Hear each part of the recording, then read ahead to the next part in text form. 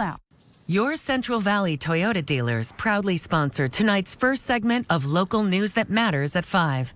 Toyota, let's go places. KSEE24 News begins with your forecast first from your local weather authority.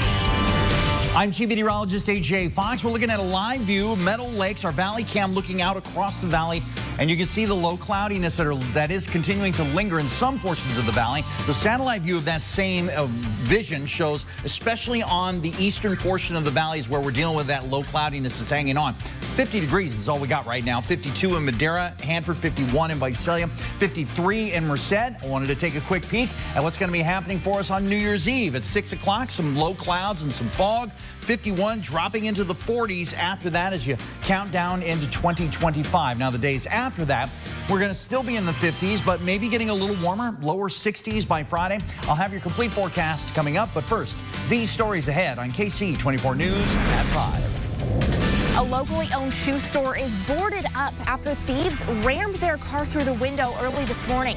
Coming up, you'll hear the owner's reaction to that theft.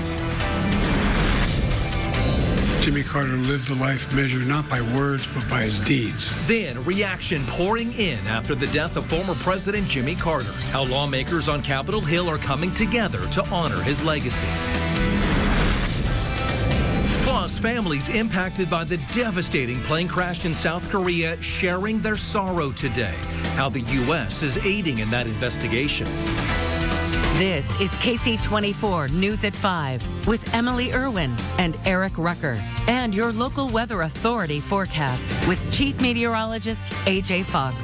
KSEE24, local news that matters. Thanks so much for being with us tonight at 5. I'm Eric Rucker. Emily Irwin is off tonight. And new at 5, caught on camera a group of thieves breaking into a local shoe store overnight.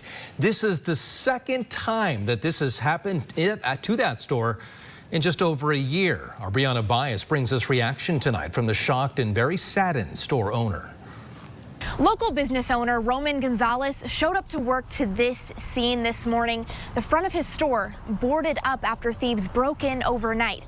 But those thieves left disappointed because the shoe salesman was one step ahead. The shoe store Drip on Drip at River Park boarded up after a break-in overnight. Seeing the building that you're working out of almost every day really hard just be damaged, it's shocking. It happened just after 3 a.m. Monday, the store's security cameras capturing the whole thing. The criminals drove up in 2 sedans and then rammed through the front of the store. But as soon as they got inside, you can see them look around and realize the store was already practically empty. If they would have looked through the window, they would have saved themselves some time and energy from them even trying to break in, because they would have noticed that there's nothing here on the floor for them to take easily at all. You see, this is not the owner Roman Gonzalez's first break-in. This was about a year ago, over a year, and they took a majority of our clothing. Since then, Gonzalez has learned a thing or two about security. Every single night he clears the floor and leaves the register open to show there's nothing inside. The only thing he leaves out at night is a wall of right foot shoes. There's no value. Once you take this shoe, I mean, you can't just buy a left foot shoe online either, so you're gonna be not gonna be able to use that. The only thing of real value they stole were some pairs of shoes for the needy. They did take some donation shoes that I give away to the community here for the teenagers that come in, and I want to make sure that they have some new kicks, so they did take those pairs. As sad as Gonzalez is to see yet another break-in, he's thankful his security plan worked, and he's gonna keep moving forward. Let's hope they get caught and, you know, learn from this situation.